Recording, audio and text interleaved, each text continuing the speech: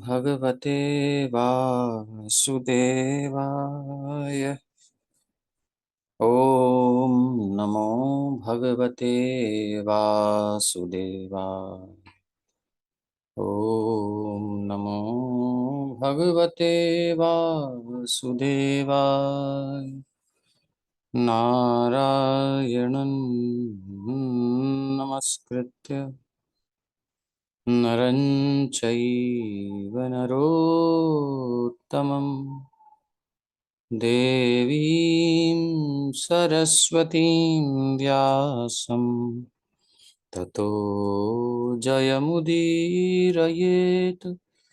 नष्टप्रायेष्वभद्रेषु नित्यं भागवत सेवया भगवत्युत्तमश्लोके भक्तिर्भवति नैष्ठिकी। श्रीमद्भागवत महापुराण की जय। श्रील प्रभुपाद की जय हो। तो आइए भागवत के प्रथम स्कंद के नवम अध्याय के 42वें श्लोक में जाने से पहले 41वें को देख लेते हैं। मुनि गण नृप वर्य संकुलेन्तः सदसि युधिष्ठिरराजसूय एषाम् अर्हणमुपपेद ईक्षणीयो मम दृशिगोचर एष आविरात्मा। अर्थात महाराज युधिष्ठिर द्वारा संपन्न राजसूय यज्ञ में विश्व के सारे महापुरुषों, राजाओं और विद्वानों की एक महान सभा हुई थी और उस सभा में सबों ने श्री कृष्ण की पूजा परम पूज्य भगवान के रूप में की थी।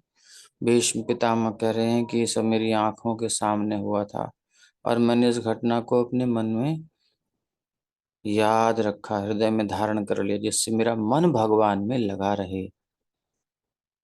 बंधु, क्या हमें अपने हृदय में रखना है, क्या नहीं रखना है, भीष्म पितामह से सीख लें। भीष्म पितामह ने भगवान की स्मृति को हृदय में रखा, बाकी चीजें दिमाग में रखी, ठीक है, काम किया, खत्म। जैसे कि अभी बहुत सारी बातें सुनाई, दान धर्मान, राजधर्मान इत्यादि इत्यादि, बट भगवान के अपने हृदय में रखने वाले हैं भीष्म देव। बाकी सब चीजें याद हैं, बता देते हैं। प्रहलाद महाराज ने शिक्षाएं सब ली, कॉलेज गए, स्कूल गए और असुरों से पढ़ाई भी करी, बट हृदय में क्या रखा? कृष्ण प्रेम, हरि प्रेम, बस उन्हीं को सब जगह देखा।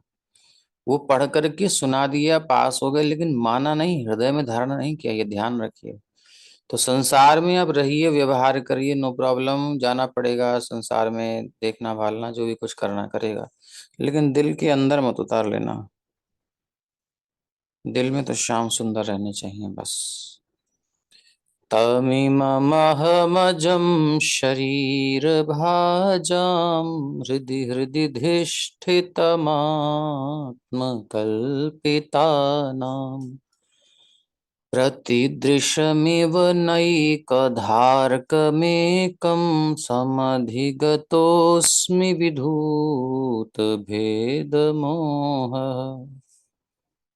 अब मैं पूर्ण एकाग्रता से एक ईश्वर भगवान श्री कृष्ण का ध्यान कर सकता हूँ, जो इस समय मेरे सामने उपस्थित हैं, क्योंकि अब मैं प्रत्येक के हृदय में, यहाँ तक कि मनोधर्मियों के हृदय में भी रहने वाले उनके प्रति द्वैत की कुधारणाओं को पार कर चुका हूँ। वे सबके हृदय में रहते हैं। भले ही सूर्य को भिन्न भिन्न प्रकार से अनुभव किया जाए, किंतु सूर्य तो एक ही है। तात्पर्य: भगवान श्री कृष्ण ही एक परम भगवान है, लेकिन उन्होंने अपनी अचिंत्य शक्ति द्वारा अपने आप को अनेक पूर्णांशों व विभिन्न अंशों में विस्तारित कर रखा है। द्वैत की धारणा उनकी एक अचिंत्य शक्ति के बारे में अज्ञान के कारण है। श्रीमद् भगवद गीता 9.11 में भगवान कहते हैं कि जो अल्पज्ञ हैं, मात्र वे ही उन्हें मनुष्य मानते हैं। ऐसे अल्पज्ञ व्यक्ति श्री भगवान की अचिंत्य शक्तियों को नहीं जानते। वे अपनी अचिंत्य शक्ति से सबके हृदय में उसी प्रकार विद्यमान हैं जिस प्रकार सूर्य संसार भर के लोगों के सामने विद्यमान है। श्री भगवान का परमात्मा रूप उनके पूर्ण अंश का विस्तार है। वे अपनी अचिंत्य शक्ति से प्रत्येक के हृदय में परमात्मा रूप में अपना विस्तार करते हैं। वे अपने व्यक्तिगत तेज के विस्तार द्वारा ब्रह्म ज्योति के जाज्वल्यमान तेज रूप में अपना विस्तार करते हैं। ब्रह्म संहिता में कहा गया है कि ब्रह्म ज्योति उनका व्यक्तिगत तेज है, अतएव उनमें तथा उनके तेज ब्रह्म ज्योति या परमात्मा रूप में उनके पूर्ण अंशों में कोई अंतर नहीं है। अल्पज्ञानी लोग जिन्हें इस तथ्य का पता नहीं है, वे ब्रह्म ज्योति तथा परमात्मा को भगवान श्री कृष्ण से भिन्न समझते हैं। भीष्म देव के मन में द्वैत की यह कुधारणा पूर्ण रूप से मिट चुकी है और वे अब संतुष्ट हैं कि भगवान श्री कृष्ण ही हैं जो सब कुछ हैं। यह अनुभूति महात्माओं या भक्तों को ही प्राप्त होती है। जैसा कि भगवत गीता 7.19 में कहा गया है कि वासुदेव ही सर्वे सर्वा है और श्री वासुदेव के बिना किसी का कोई अस्तित्व नहीं है। श्री वासुदेव या भगवान श्री कृष्ण ही आदि परम पुरुष हैं जिसकी पुष्टि अब भीष्म देव द्वारा हो रही है। भीष्म देव 12 महाजनों में से एक हैं, अतएव नव जिज्ञासुओं तथा शुद्ध भक्तों दोनों को समान रूप से उनके चरण चिन्हों का अनुसरण करने का प्रयास करना चाहिए। भक्ति मार्ग के लिए यही विधि है। भीष्म देव के आराध्य पार्थ सारथी रूप में भगवान श्री कृष्ण हैं और वही श्री कृष्ण वृंदावन में गोपियों के सर्वाधिक मनोहर श्याम सुंदर हैं। कभी कभी अल्पज्ञ अध्येता गलती से यह सोचते हैं कि वृंदावन के श्री कृष्ण तथा कुरुक्षेत्र युद्ध वाले श्री कृष्ण पृथक पृथक व्यक्तित्व हैं, लेकिन भीष्म देव के मन से यह भ्रांति पूर्ण रूप से दूर हो चुकी है। यहाँ तक कि निर्विशेषवादियों के लक्ष्य निराकार ज्योति के रूप में भगवान श्री कृष्ण ही है और योगियों के लक्ष्य परमात्मा श्री भगवान श्री कृष्ण है। भगवान श्री कृष्ण ब्रह्म ज्योति और अंतर्यामी परमात्मा दोनों ही हैं, लेकिन ब्रह्म ज्योति और परमात्मा भगवान कृष्ण का पूर्ण प्रतिनिधित्व नहीं करते।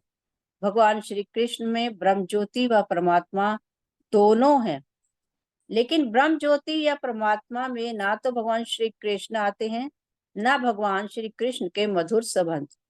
अपने साकार रूप में भगवान श्री कृष्ण पार्थ सारथी तथा वृंदावन के श्याम सुंदर दोनों ही हैं, लेकिन निराकार पक्ष में वे ना तो ब्रह्म ज्योति में हैं ना ही परमात्मा में। भीष्म देव जैसे माँ भगवान श्री कृष्ण के इन विभिन्न स्वरूपों का अनुभव कर सकते हैं, अतः वे भगवान श्री कृष्ण के समस्त स्वरूपों का उद्गम जानकर एकाग्रता से उन्हीं की पूजा करते हैं। हरे कृष्ण। तो यहाँ पर सिंपल यही है कि हृदय हृदय धिष्ठितम आत्मकल्पिता नाम शरीर भाजाम,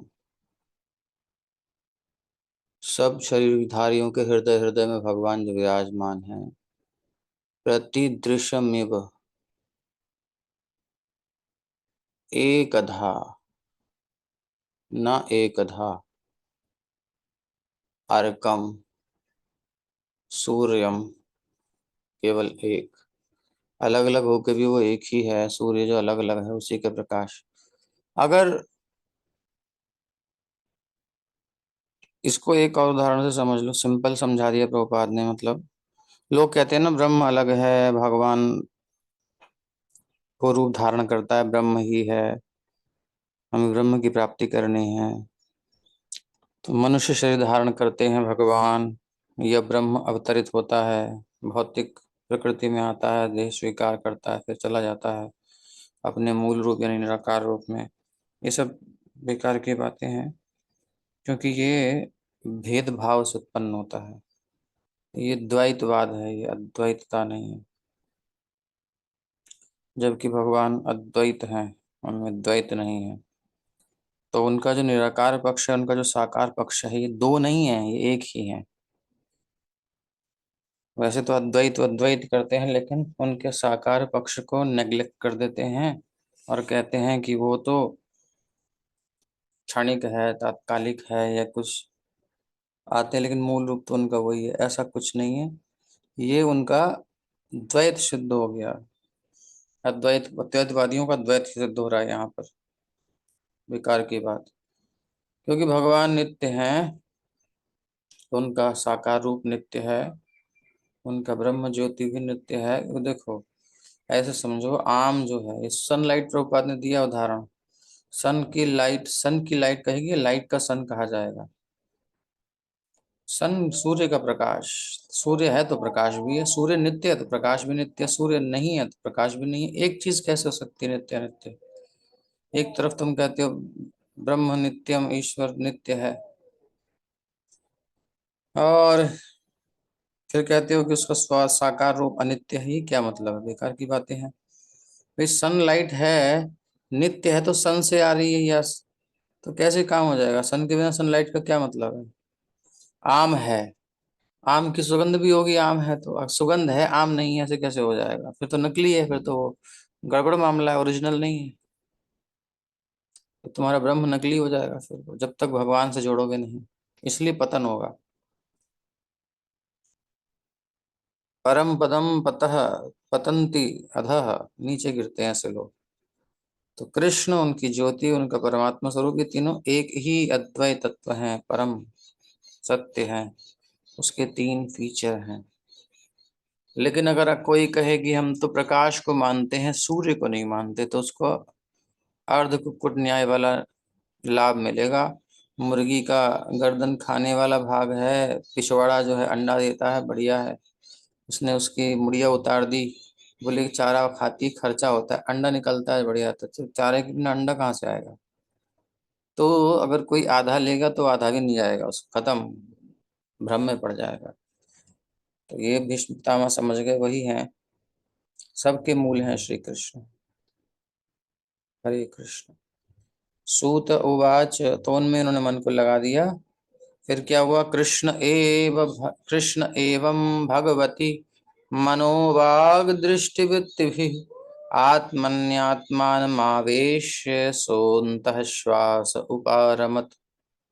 सूत गोस्वामी ने कहा, इस प्रकार भीष्म देव ने मन, वाणी, दृष्टि तथा कार्यों से अपने आप को परमात्मा अर्थात पूर्ण पुरुषोत्तम भगवान श्री कृष्ण में लीन कर दिया और शांत हो गए, और उनकी श्वास रुक गई इस प्रकार से भगवान में लग करके, और उन्होंने अपने आप को शरीर छोड़ दिया, पशुओं की तरह मरे नहीं।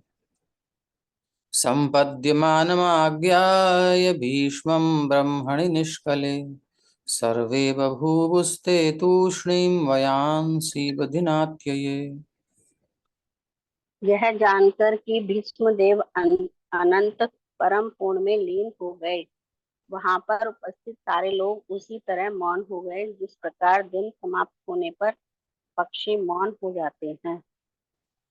धन्यवाद। पक्षी मौन हो जाते हैं, उसी प्रकार सब मौन हो गए।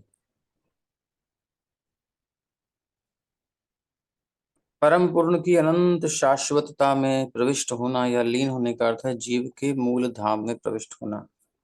ब्रह्म प्राप्ति मतलब ईश्वर प्राप्ति, मतलब भगवान का जो धाम है, उनका जो अपना नित्य विशुद्ध सत्व है, उसमें प्रवेश करना,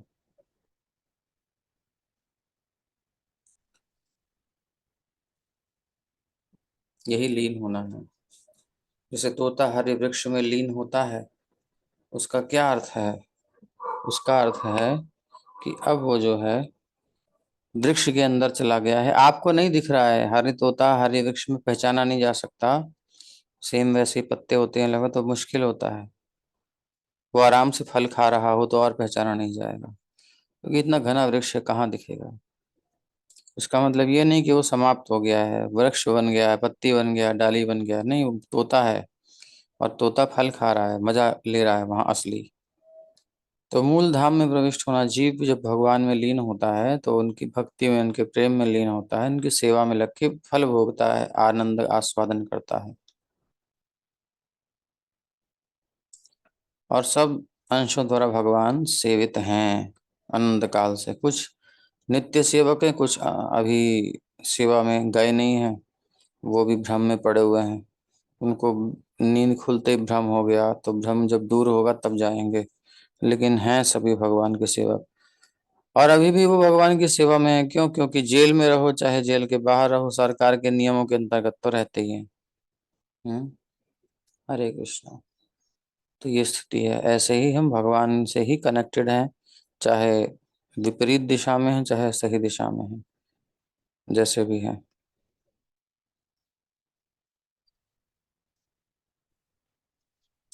ज्ञान का अर्थ है परम ब्रह्म अर्थात परम पूर्ण विषय प्रत्येक वस्तु का ज्ञान। वैराग्य का मतलब है भौतिक आसक्ति से विरक्ति। और भक्ति में सेवा जीव की मूल स्थिति के द्वारा अभ्यास किया जाने वाला पुनर्जागरण है। ये कुछ परिभाषाएं हैं। भगवान के साथ किसी एक रस में सेवा में रहते हैं भक्त, उसमें संतुष्ट रहते हैं। तत्र दुन्दुभयो ने दुर्देव मानव बाधिताः शशंसुः साधवो राज्ञां खात्पेतो पुष्पवृष्टयः। तत्पश्चात मनुष्यों तथा देवताओं के सम्मान में नगाड़े बजाए और निष्ठावान राजाओं ने सम्मान तथा आदर प्रदर्शित किया और आकाश से पुष्पों की वर्षा होने लगी। हरे कृष्ण। हरे कृष्ण। तस्य निर्हरणादीनि संपरे तस्य भार्गव युधिष्ठिरः कारयित्वा मुहूर्तं दुःखितोऽभवत्। हरे कृष्णा। हे भृगुवंशी, भीष्म देव के मृत देह का दाह संस्कार संपन्न करने के पश्चात महाराज युधिष्ठिर क्षण भर के लिए शोक संतप्त हो गए। भीष्म देव युधिष्ठिर परिवार के मुखिया ही नहीं थे, एक दार्शनिक भी थे।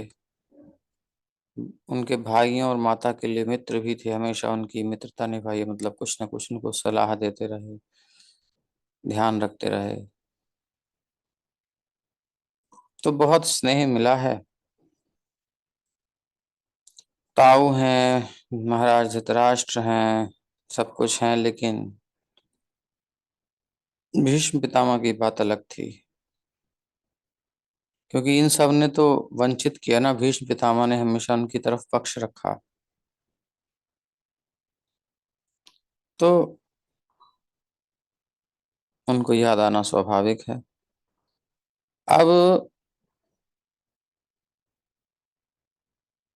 भगवत भक्त होने के कारण जानते थे कि भगवान के भक्त को कभी नष्ट नहीं किया जा सकता, विनष्ट न मे भक्तः प्रणश्यति। महाराज युधिष्ठिर को भीष्म देव की सारी शुभेच्छाओं का पता था, अतः वो अवश्य ही अत्यधिक वियोग का अनुभव कर रहे थे। अब ये सेपरेशन की फीलिंग ऐसा नहीं है कि नहीं होती है, होती है। सारे इमोशंस रहते हैं अंदर, पर उनमें केंद्र में कृष्ण आ जाते हैं। भक्तों के इमोशनलेस नहीं हो जाते, पत्थर नहीं हो जाते भक्त, लेकिन उनका इमोशन का जो प्रवाह है वो कृष्ण की ओर होता है। इस महान आत्मा के विछोह से शोकाकुल थे भी भीष्म देव के वियोग से युधिष्ठिर महाराज आदि, और उनके उस भौतिक शरीर के लिए नहीं जो भीष्म देव ने त्यागा है। ये अंतर आ गया नहीं? संसारी व्यक्ति शरीर को देख के रोता है, हाय जी चले गए, अब कौन देखेगा, कौन करेगा, ये करते थे वो करते थे। उस जीवात्मा से कोई परिचय नहीं, पूरा जीवन बिता दिया साथ साथ, खा के पी के सो के, पॉटी करके, सब वो सब काम करते हैं। जब ब्याह होता है तो साथ ही करते हैं और शेयर करते हैं, एक ही चीज, एक ही बेड, एक ही टॉयलेट, हर चीज शेयर कर रहे हैं। लेकिन आज तक उस आत्मा से परिचय नहीं हुआ, ना इनका ना उनका। और फिर कहते हैं हाय जी चले गए। कौन चला गया? वो जिससे तुम्हारा परिचय है वो तो सामने है, उसकी बैटरी डिस्चार्ज हो गई है, बस बैटरी से तुम्हें कोई मतलब था नहीं। जब जीवित था तब भी तुम्हें उसके कल्याण की चिंता नहीं थी। खिलाते थे शरीर को, भोगते थे शरीर को, देख के खुश होते थे शरीर को। तुम मिले कब उससे? जितने अभी बैठे हैं इनमें से कौन है जो अपने पति के या अपनी पत्नी के या अपने बच्चे के, जिससे भी प्यार करते हैं, उसके शरीर को छोड़कर उससे कहीं परिचय हुआ हो? है कोई? और जिसका नहीं है वो शरीर के लिए रोएगा। लेकिन जो ज्ञानवान है, जो समझता है, वो महान आत्मा के विछोह से शोकाकुल है, इस भौतिक शरीर के लिए नहीं। और अंत्येष्टि क्रिया एक कर्तव्य है। मुक्त आत्मा को कुछ आवश्यकता नहीं है कुछ हो उसके शरीर का।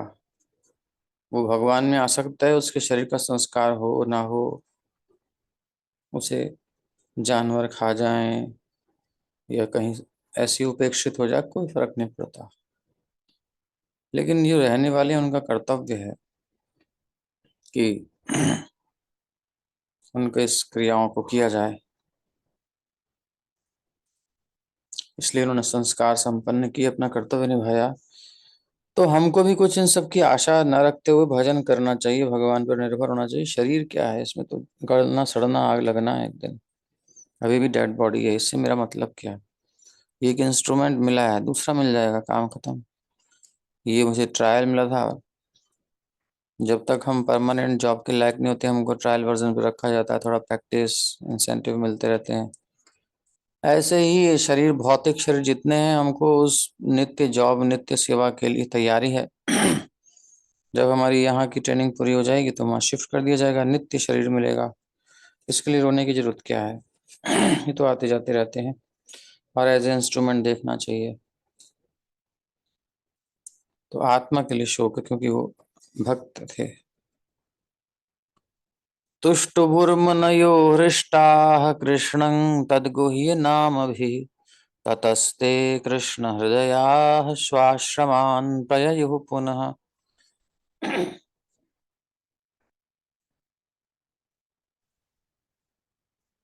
तब समस्त मुनियों ने वहां पर उपस्थित भगवान श्री कृष्ण का यशगान गुह्य वैदिक मंत्रों से किया। वे भगवान श्री कृष्ण को सदा के लिए अपने हृदय में धारण करके अपने अपने आश्रमों को लौट गए। भगवान का दर्शन, भगवान की स्थिति अलग बात है, लेकिन उनको हृदय में धारण करना ही मुख्य है। संतः सदैव हृदयेषु विलोकयन्ति। भगवान के भक्त सदा ही भगवान, ये तात्पर्य का पहली लाइन पढ़िए। श्री भगवान के भक्त सदा ही उनके हृदय में रहते हैं और ठीक है, वे सदैव धन्यवाद। भक्ति से धन्यवाद धन्यवाद। तो भगवान के भक्त सदा ही उनके यानी भक्तों के हृदय में रहते हैं, सदा ही हृदय में। चाणक्य पंडित भी कहते हैं कि कोई दूर रहता है, कोई पास चिपक के रहता है, इससे फर्क नहीं पड़ता। जो जिसके दिल में रहता है वही उसके पास है। डिस्टेंस से नहीं होता, उसके हृदय में कितना उसका स्थान है। चंद्र बसे आकाश में, कुमुदनी भूतल पर, लेकिन कुमुदनी चांद को देखकर खिलती है। तो जिसका हृदय जहाँ है वो सोता ही के पास, जिसका हृदय जहाँ है वो उसके पास ही है। इसलिए भगवान को पास में करना बहुत आसान है। संसार कभी पास हो नहीं सकता। संसार को हृदय में रख लोगे तब भी संसार तो माया है, होकर के भी नहीं होगा। रोना क्यों पड़ता है? विछोह क्यों होता है? क्योंकि वो हृदय में रह ही नहीं सकता। आप किसी को हृदय में रखो, किसको भी रख लो, क्या वो हृदय में रहेगा? उसकी आसक्ति रहेगी लेकिन वो नहीं रहेगा, वो तो अलग है। लेकिन भगवान को हृदय में चिंतन करोगे, मनन करोगे तो वो आपके साथ हैं। ये अंतर है। किसी का नाम पुकारोगे तो वो नाम वहां नहीं होगा तो उसे नहीं, मतलब उससे कोई फर्क नहीं पड़ेगा। लेकिन भगवान का नाम पुकारोगे तो कृष्ण और उनका नाम एक है, वो नाम में है या नाममय है। गुण, लीला जो भी है, जब हम भगवान के साथ रहते हैं, जब हृदय में उनके नाम रूप गुण लीला का स्मरण करते हैं, तो हम भगवान के साथ होते हैं, उधर से रिस्पांस आता है। लेकिन जब हम इस प्रकार से नहीं करते तो दूर होते हैं भगवान से। स्मरण ही भगवान का उनको निकट लाने वाला है, हृदय में रहने वाला, रखने वाला। तो भगवान भक्त के हृदयों में रहते हैं हमेशा। यही मधुर संबंध होता है। जो जिसको हृदय में रखता है वही मधुर संबंध है। बाहर से फॉर्मेलिटी से संबंध मधुर नहीं होता। भगवान के लिए अनन्य प्रेम और भक्ति के कारण, प्रेम होना चाहिए, भक्ति होनी चाहिए, सेवा, प्रेममय सेवा, तो उन्हें सदा अपने अंदर देख सकता है भक्त। और भगवान भी यद्यपि उन्हें कुछ लेना देना नहीं रहता और ना कोई आकांक्षा, अपने भक्तों के कल्याण में लगे रहते हैं। कॉजलेस, अकारण भगवान करुणावान होते हैं भक्तों पर। सामान्य जीवों के लिए बोले सारे सारे कर्मों का और फलों का जो सिस्टम बना दिया उन्होंने, प्रकृति को लॉन्च कर दिया है। वो अपने प्रकृति के अनुसार जो कर्म करता है उसका फल भोगता है। जो जस करहि सो तस फल चाखा। और इस प्रकार से उनको कर्म बंधन में उनको अपनी इच्छा के अनुसार डाला जाता है। और जब कोई भक्तों का संग करता है, निकलना चाहता है, भगवान से प्यार करना चाहता है, तो भगवान आ जाते हैं, कहते हैं okay I am here with you.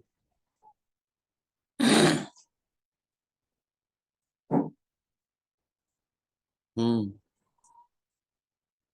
तो प्रेम चाहिए भगवान से, बस मुख्य बात यह है,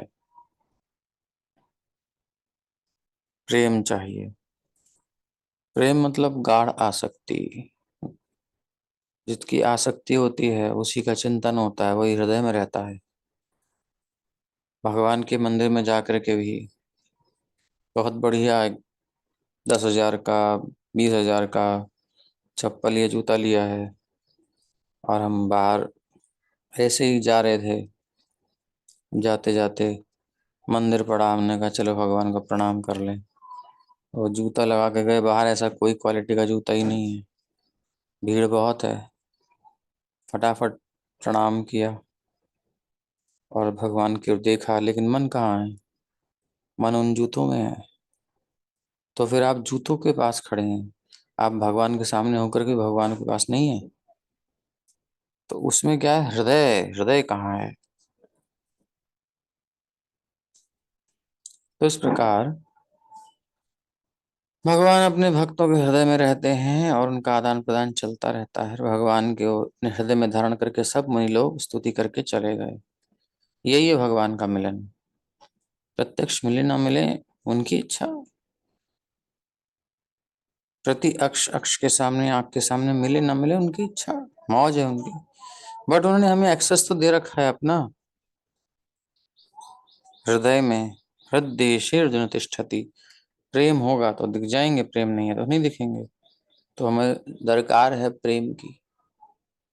ततो युधिष्ठिरो गत्वा सह कृष्णो गजाह्वयम् पितरं सान्त्वयामास गांधारीं च तपस्विनीम्।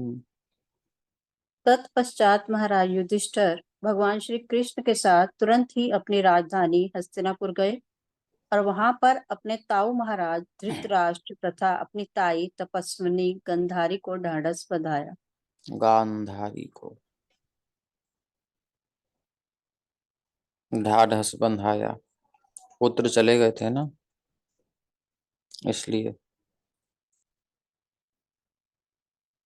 और भीष्म पितामह चले गए थे क्योंकि वही पुत्रवती ही हैं उनके।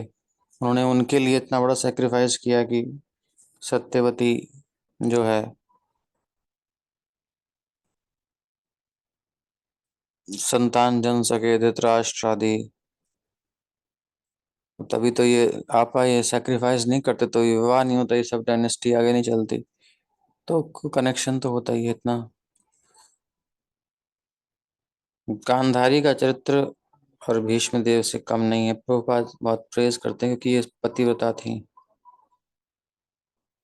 पित्रा चानुमतो राजा वासुदेवानुमोदितः चकार राज्यं धर्मेण पितृपैतामहं विभो। तत्पश्चात धर्म तत्पश्चात परम धर्मात्मा राजा महाराज युधिष्ठिर ने अपने ताऊ द्वारा प्रतिपादित तथा भगवान श्री कृष्ण द्वारा अनुमोदित राज नियमों के अनुसार साम्राज्य का संचालन किया। तो यहाँ प्रभुपाद कह रहे हैं कि यहाँ जिम्मेदारी नहीं दिखाई देती। क्यों? क्योंकि जो चुनने वाले हैं, वोट देने वाले हैं, वो खुद गैर जिम्मेदार होते हैं। उन्हें राष्ट्र से, उन्हें समाज से, उन्हें वैल्यूज से मतलब नहीं होता। अब देखो, दारूबाज है, वेश्यावृत्ति वाला है, गंदी आदतें पड़ी हुई हैं, हिंसक है, मांसाहारी है, व्यभिचारी है, ऐसे लोग वोट देंगे तो किसे वोट देंगे? अब देखो सोशल मीडिया पर क्या ट्रोल होता है, क्या ज्यादा चलता है, ट्रेंडिंग में क्या चल रहा है कंटेंट। अगर साक्षात भगवान भी कहीं आकर के दर्शन दे जाएंगे, उसको इतना ट्रोल करने वाले नहीं होंगे, उसमें मीन में निकालने वाले ज्यादा आएंगे कि ये झूठा हो सकता है, इसका कमाल, उसका कमाल, ये सब ये हो। उसे वायरल उस प्रकार से नहीं होगा, उसे काटने का प्रयास किया जाएगा, ऐसे वायरल होगा। लेकिन कोई लड़की आंख मारी, वो था ना बहुत समय पहले के साल कितने, तो कौन द कॉलेज गर्ल, उस प्रकार से, उस स्टाइल से, तो विद इन कितने मिनट, पता नहीं कितने घंटे में पूरा इतना वायरल हो गया। और उसके बाद तुरंत सारी कंपनी आ गई ऑफर लेकर के, भाई हमारा प्रोडक्ट का प्रमोशन करो। वो तो ऐसी आंख मार के माला माल हो गई। तो ये ट्रोलिंग किस चीज की होती है? ये चेतना बताती है, इससे चेतना पता चलती है। तो किस चीज में ज्यादा लोग इन्वॉल्व हैं, वो आप देख कर किस देख सकते हो। और ऐसे गैर जिम्मेदार लोग जो इंद्रियों के वश में है, विषयों के वश में है, वो क्या किसी जिम्मेदार व्यक्ति को नेता चुन सकते हैं? हम्म। इसलिए कलयुग में अधिकांश लोग अप्रशिक्षित हैं, कोई प्रशिक्षण उनको नहीं है, अभागे हैं, कुसंगति में रहने वाले हैं। उन्हें जीवन का परम उद्देश्य पता ही नहीं है। खाना पीना सोना, इधर झांकना उधर झांकना, और इत उत देखो जन्म गयो, हो गया काम। इसलिए उनके द्वारा किए गए मतदान का कोई महत्व नहीं है, और यही चलता रहेगा। गैर जिम्मेदार मतदाता, गैर जिम्मेदार नेता, गैर जिम्मेदारी से काम चलेगा।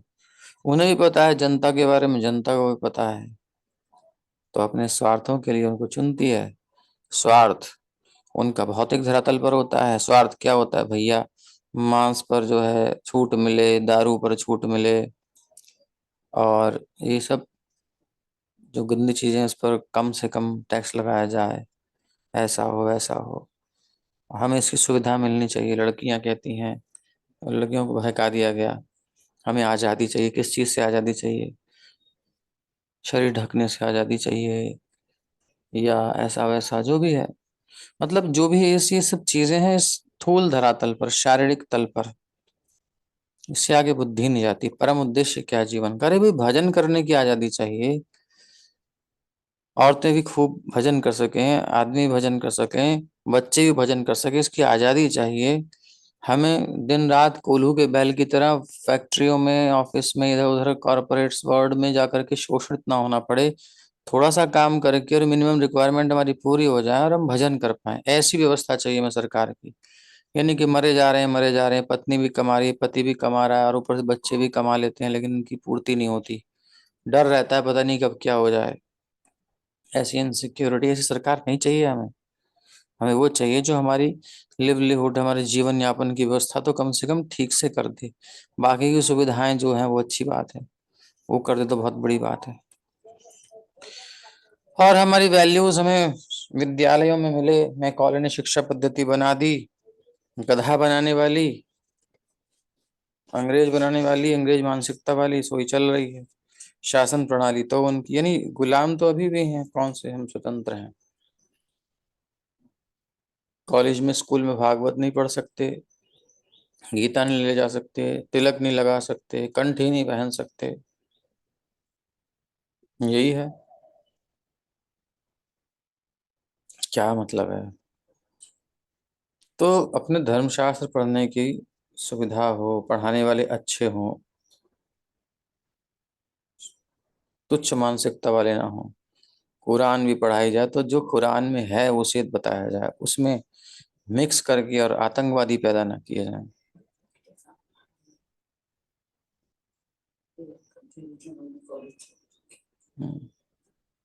तो गुरु ग्रंथ साहिब है तो उसमें भी कितनी अच्छी बातें हैं। ये बेसिक चीजें सब में अच्छी हैं अगर आप ध्यान से पढ़ोगे तो, लेकिन गंदे लोग पढ़ाते हैं तो वो गंदी चीजें ही फैलाते हैं। उन गंदों के सर कलम करके अलग कर देने चाहिए, उनको बढ़िया कर देना चाहिए ताकि वो किसी प्रकार की एक्टिविटी ना कर पाए, लेकिन सज्जन लोगों को आगे लाना चाहिए। इस प्रकार की शासन व्यवस्था होनी चाहिए।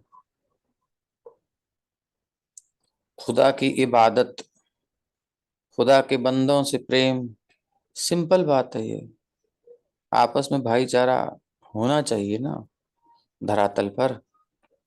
ये थोड़ी हिंदुओं को मारे जा रहे हैं। ये कुरान पढ़ने वाले नहीं है, ये दुष्ट हैं, ये असुर हैं। कुरान में जब कहते हैं अल्लाह के बंदे हैं तो वो भी तो अल्लाह का बंदा ही है। तो जो इसमें भेदभाव लाया जा रहा है इस सबको दूर करके ठीक है अपने अपने जो शास्त्र में पढ़ाया जाए, शास्त्र के जो भी पुस्तकें हैं बेसिक तो कम से कम है कुछ उसमें। माँ बहनों पर कोई दृष्टि नहीं, लेकिन अब वहां पे वो भी सब नहीं कर रहे तो कुरान को भी तो फॉलो नहीं कर रहे, तो यही है गैर जिम्मेदार व्यक्ति। जो जो मुस्लिम होकर कुरान को फॉलो नहीं करता, कुरान के गलत अर्थ निकालता है, गंदी चीजें करता है, सनातनी होकर सनातन धर्म की बातें नहीं समझता, हिंदू होकर के गलत काम कर रहा है, सो कॉल्ड हिंदू, वो भी गैर जिम्मेदार है। ऐसे ही सिख है। किस लिए बनाया गया था सिख पंथ? वो याद करना चाहिए, उसके पर्पस को नहीं भूलना चाहिए, लेकिन उसे भूल करके फिर अलग कर दिया है। ये हिंदू अलग है सरदार, ऐसे कैसे हो गया? ये जो मानसिकताएं दी जा रही हैं ये सब गैर जिम्मेदार राजनीतिज्ञों के द्वारा गैर जिम्मेदार बातें दी जा रही हैं और यही प्रजा में अंदर आ रही हैं। सारे मजहब कहिए, धारणाएं कहिए, विश्वास कहिए, सब में एक ईश्वर की बात है। सारी फिलॉसफी में एक ईश्वर की बात है, एक ही कंट्रोलर होगा, स्वाभाविक भी है। चाहे वो सनातन धर्म हो, चाहे जो भी आप देखते हैं विश्व में कितने धर्म प्रचलित हैं। तो जब एक ईश्वर की बात है तो इन सब बड़े बड़े विद्वानों को पास में बैठ करके उस एक ईश्वर को खोजना चाहिए। और नहीं खोज पा रहे तो कम से कम हम सब उस ईश्वर के ही अंश हैं, उसी की संतानें हैं, उसी के बंदे हैं, इस भाव से प्रेम से रहना चाहिए। और जो अंश ऐसे प्रक्षिप्त हैं उन्हें हटा देना चाहिए, जिससे गलतफहमी फैल रही है, या वो गलत पढ़ाए जा रहे हैं तो उनको सही पढ़ाना चाहिए। ये काम करना चाहिए सरकार को, लेकिन ये ना करके जो किया जा रहा है उससे वैमनस्यता, गैर जिम्मेदारपना हो रहा है।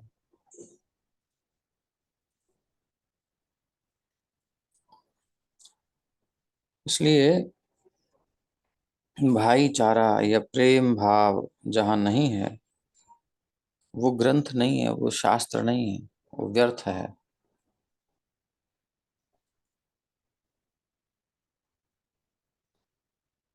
सारे देशों में जहां जहां और सरकारें हैं, जहां भी ये आतंक होता है या भगाया जाता है देश से, तो प्रधानमंत्री, राष्ट्रपति, जज वगैरह सब भाग रहे हैं। तो कौन लोग हैं वहां, किस मानसिकता के लोग हैं जो ऐसे ऐसे लोगों को भागना पड़ रहा है? यानी उत्पात करने वाले लोग आ गए, गैर जिम्मेदार लोग आ रहे हैं। इसलिए सरकारें गैर जिम्मेदार ही होंगी, उन्हीं के प्रतिनिधि होंगे। ऐसे प्रतिनिधियों को बढ़ावा नहीं देना चाहिए। विश्व के बड़े बड़े देशों को मिल करके उनका दमन करना चाहिए। और जीसस भी कहते हैं गॉड इज वन, अल्लाह एक है, जो होगा सब एक की बात कर रहे हैं, उस एक को मान करके चलना चाहिए। ठीक है, तुम्हारा निराकार पक्ष है, ठीक है, हमारा साकार पक्ष है, वो एक अलग बात है। वो डिबेट होना चाहिए, उसमें दुश्मनी नहीं होनी चाहिए। शास्त्रार्थ करके भाई कुछ अर्थ निकालें, वो एक मधुर शास्त्रार्थ होना चाहिए। द्वेष थोड़ी होना चाहिए पर्सनल। प्रभुपाद जी एक मायावादी से, मायावादियों को कितनी निंदा करते हैं, लेकिन एक मायावादी उनके पास आया, प्रभुपाद ने प्रेम से बात करी, सेवा करी, शिष्य कहने लगे प्रभुपाद ये क्या, आप तो इतना क्रिटिसाइज करते। बोले मैं उस दर्शन को क्रिटिसाइज करता हूँ जो फॉल्स है, उसको डिनाई करता हूँ, लेकिन व्यक्ति से थोड़ी है मेरा उस द्वेष। तो इस प्रकार की बातें, ये सब मैच्योरिटी जहाँ नहीं है वहीं समस्या होती है। तो ऐसी प्रजा ऐसे मतदाताओं को चुनती है, इसलिए समस्या है। तो प्रजा को सुधरना होगा, तब मतदाता सुधर जाएंगे, तो मत जिसको दिया जाएगा वो भी अच्छा ही होगा।